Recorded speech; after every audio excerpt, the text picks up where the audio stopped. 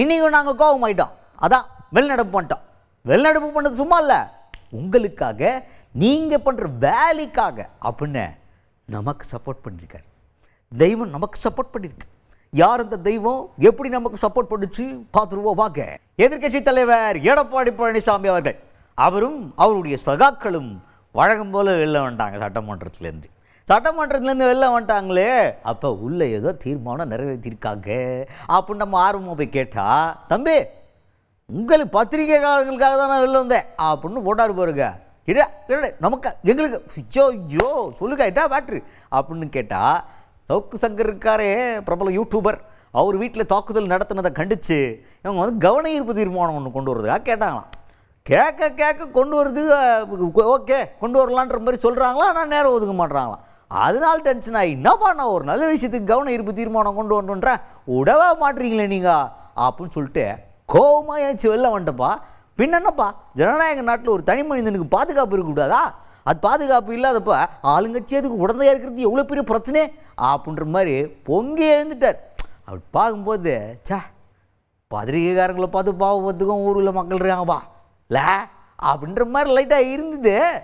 ஆனால் வெளிநடப்பு பண்ணிட்டார் அப்படின்றப்ப தான் இது ஒரு காரணமானே, இன்னைக்கு இது ஒரு காரணம் அப்படின்னும் கேட்கறதுக்கு ஊருக்குள்ளே மக்கள் ரெடியாக இருக்காங்க. ஜனநாயக நாட்டில் ஜனநாயகப்படி ஒவ்வொரு மனிதனுக்கும் பாதுகாப்பு வேணும், சட்டப்படி நடவடிக்கை எடுக்க வேணும். ஆளுங்கட்சி இதுக்கு துணை போகக்கூடாது. அப்படின்னா மக்கள் எப்படி ஜனநாயக நாட்டில் வாழ முடியும்? ஒரு அரசாங்கம் எதுக்கு தேர்ந்தெடுக்கிறாங்க?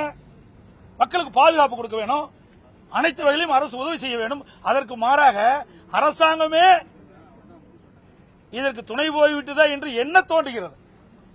எவ்வளவு கொடுமையான செயல். ஒரு மலத்தை கூட வீட்டில் கொட்டினா ஒத்துக்குவாங்களா? அவர் வீட்டில் கொண்டு கொட்டினா ஒத்துக்குவார் அவரு? இன்றைக்கு அவை முன்னவர் சொல்றாரு இதெல்லாம் ஒரு பெருசா, அவர்களுக்கு பெருசா தெரியாது, திமுக காரங்க இதெல்லாம் பெருசா தெரியாது. நாட்டு மக்களை சிந்திச்சா தானே தெரியும். நாட்டு மக்களுக்கு பிரச்சனை என்னன்னு தெரியாம இருக்கிற ஒரு அரசாங்கம் இந்த அரசாங்கம். நாங்க மக்களுடைய பிரச்சனைக்காக நாங்க குரல் கொடுக்கிறோம், இவர் அவர் என்றெல்லாம் நாங்க பாகுபாடு பார்க்கல. எந்த ஒரு மனிதருக்கு இப்படிப்பட்ட நிகழ்வு நடக்கக்கூடாது என்பதுதான் எங்களுடைய நிலைப்பாடு. அதுக்கடுத்துதான் இப்ப என்ன கேட்டாங்க அப்படின்னு பாத்தீங்கன்னா, நீங்க உங்களுக்கு வந்து கவன ஈர்ப்பு தீர்மானம் கொண்டு வரணும்னு கேட்டால் உங்களுக்கு நேரம் கொடுக்க மாட்டேங்கிறாங்க நீங்கள் சொல்கிறீங்க. அவங்க என்ன சொல்கிறாங்கன்னா, அவை முன்னவரே சொல்கிறாரு, நாங்களும் தான் எதிர்கட்சி தலைவராக இருக்கையில், எதிர்கட்சியாக இருக்கையில் நாங்களும் தான் கேட்டோம் கவன ஈர்ப்பு தீர்மானம் கொண்டு வரணும்னு. நேரம் இருந்துச்சு தான் கொடுத்தாங்களா அவங்க அப்படின்ற மாதிரி அவர் கேட்குறாரு. அப்படின்னு கேட்டால் அதுக்கு எடப்பாடி பழனிசாமி அவர்கள் என்ன சொல்கிறாரு அப்படின்னு பார்த்தீங்கன்னா, தம்பி நெஞ்சில் கையை வச்சு சொல்லுங்க, ஒரு முக்கியமான பிரச்சனை கவன ஈர்ப்பு தீர்மானம் கொண்டு வரணும்னு கேட்டால் எப்போ நாங்கள் கொடுக்காம இருந்திருக்கோம், எவ்வளவு எம்பிட்டு கவன ஈர்ப்பு தீர்மானம் தெரியுமா அப்படின்ற மாதிரி அடிச்சு பேசுறாரு எடப்பாடி பழனிசாமி அவர்கள். வேற லெவல். இப்படிப்பட்ட கவன ஈர்ப்பு தீர்மானம் ஏதாவது சொல்ல ஏதாவது எடுக்கணும்னு சொல்லுங்க. எத்தனை கவன ஈர்ப்பு! இவர்கள் இன்னும் சொல்ல போனா ஆட்சிக்கு வருவதற்கு முன்பு ஒரு நிலைப்பாடு, ஆட்சிக்கு வந்த பிறகு ஒரு நிலைப்பாடு. ஆக இரட்டை வேடம் போட்டுக்கிட்ட ஒரே கட்சி திமுக கட்சி. அடுத்தது இப்போ முக்கியமான மேட்ரு ஒன்று கேள்வியாக கேட்கப்பட்டது. தேர்தல் அறிக்கையில் நீட் தேர்வு ரத்து அப்படின்னு சொல்லியிருந்தாங்க திமுக.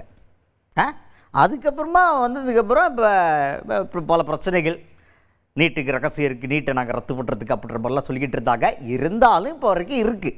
ஆனால் இப்போ என்ன பண்ணுறாங்க, நீட் தேர்வு ரத்து பண்ணுறது தொடர்பாக அனைத்து கட்சி கூட்டம் அப்படின்னு அறிவிக்கிறாங்க. இது வந்து கேள்வியாக கேட்கப்பட்டது. அதுக்கு எடப்பாடி பழனிசாமி அவர்கள் என்ன ரியாக்ட் பண்ணியிருக்காருன்னா, சும்மா தம்பி, ஆட்சிக்கு வந்த உடனே கையெழுத்து போட்டுருவோன்னு சொன்னாங்களே, எங்கா போட்டாங்க? அப்புறம் ஆட்சிக்கு வர்றதுக்கு முன்னாடி பிரச்சாரத்தில் பூரா என்ன சொன்னாங்க, எங்களுக்கு நீட் தேர்வு ரத்து பண்ணுற ரகசியம் இருக்குது அப்படின்னு சொன்னாரா ஒருத்தர். அவர் இப்போ துணை முதல்வர் ஆகிட்டார். இப்போவா அந்த ரகசியத்தை சொல்லலாம்ல? மக்களை எவ்வளவு நாள் இந்த மாதிரியே காதில் பூ சுற்றுறது? அதுவும் இல்லாமல் சட்டமன்றத்தில் பேசும்போதே முதல்வர் மு க ஸ்டாலின் அவர்கள் நீட் தேர்வை பற்றி பேசல என்ன சொன்னார், அது கோர்ட்டில் இருக்குது, கோர்ட்டுக்கு போய் தான் நம்ம பஞ்சாயத்தை தீர்க்க முடியும் அப்படின்னு சொன்னாரா? அப்புறம் எதுக்கு இந்த அனைத்து கட்சி கூட்டம், கோர்ட்டுக்கு போகும்போது துணை கூட்டு போகிறதுக்கா அப்படின்ற மாதிரி பேசியிருக்காரு எடப்பாடி பழனிசாமி அவர்கள். திமுக ஆட்சிக்கு வந்தவுடன் முதல் வேலை முதல் கையெழுத்து நீட் தேர்வு ரத்து செய்யப்படும். இதுவரைக்கும் பதிலே இல்லை. அதுக்கு பிறகு விளையாட்டுத்துறை அமைச்சர் திரு உதயநிதி அவர்கள் ஒரு கருத்தை சொன்னார், நீட் தேர்வு ரத்து செய்வதற்கு எங்கிட்ட ஒரு ரகசியம் இருக்குன்னு சொன்னார். அமைச்சர் ஆகிட்டார், இப்போ அந்த ரகசியத்தை வெளிப்படுத்துங்க. எத்தனை நாளைக்கு தான் அந்த நாட்டு மக்களை ஏமாத்துவீங்க சொல்லுங்க பார்க்கலாம். அது மட்டும் இல்ல, கிட்டத்தட்ட ஒரு 10 நாளைக்கு முந்தி நினைக்கிறேன், சட்டமன்றத்தில் இந்த நீட் தேர்வு குறித்து பேசிக்கொண்டிருந்த பொழுது முதலமைச்சர் அவர்கள் கருத்தை தெரிவித்தார். இது நீதிமன்றத்தில் இருக்குது, எங்களால முடியாதுன்னு சொல்லிட்டார். அப்புறம் எதுக்கு அனைத்து கட்சி கூட்டம் போடுறீங்க? அடுத்ததா என்ன சொல்றாரு அப்படின்னு பாத்தீங்கன்னா, இது வந்து வழக்கம் போல டிஃபால்ட் கண்டென்ட். என்னன்னா, திமுக மக்களுக்கு பிரயோஜனமா எந்த ஒரு திட்டத்தையும் கொண்டு வரல. அதே மாதிரி அதிமுக வந்து நிறைய மக்களுக்கு பிரயோஜனமான திட்டங்கள் கொண்டு வந்தா, அதெல்லாம் திமுக ஏதாவது மெயின்டைன் பண்றாங்களா? எல்லாத்தையும் நிறுத்திவிட்டாங்க தம்பி. அவங்களுக்கு உறுத்துது, மக்களுக்கு நல்லது பண்ற மாதிரி ஏதாவது ஒரு திட்டம் இருந்துச்சுன்னு வச்சுக்கோங்களேன், அதுவும் அதிமுக கொண்டு வந்தது இருந்தாலே உறுத்துது, உடனே மூடி போட்டுடுறாங்க, கெட்டப்புள்ள போட்டு அதை நாசமாக்கிடுறது. இதான் தம்பி திமுக பண்றது. மக்களுக்கு பிரயோஜனமெல்லாம் ஒன்றும் பண்ணல அப்படின்ற லெவலுக்கு பேசியிருக்கார் எடப்பாடி பழனிசாமி அவர்கள். இந்த அரசாங்கம் அமைஞ்ச பிறகு, திமுக அரசாங்கம் அமைந்த பிறகு எந்த ஒரு திட்டமாவது ஒரு உருப்படியா செஞ்சிருக்காங்களா? எதுவுமே கிடையாது. எந்த திட்டத்தை அறிவித்தாலும் மக்களை ஏமாற்றுகின்ற திட்டமா தான் இருக்குது. எதுவுமே மக்களுக்கு நன்மை கிடைக்கக்கூடிய திட்டங்கள் எதுவுமே இல்லை.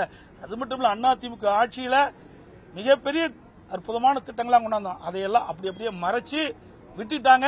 சில திட்டத்தை நிறைவேற்றி அவர்கள் போய் செஞ்ச மாதிரி இன்றைக்கு அடையாளத்தை காட்டிட்டு. செய்திகளை உடனுக்குடன் தெரிந்து கொள்ள உடனே சப்ஸ்கிரைப் பண்ணுங்க.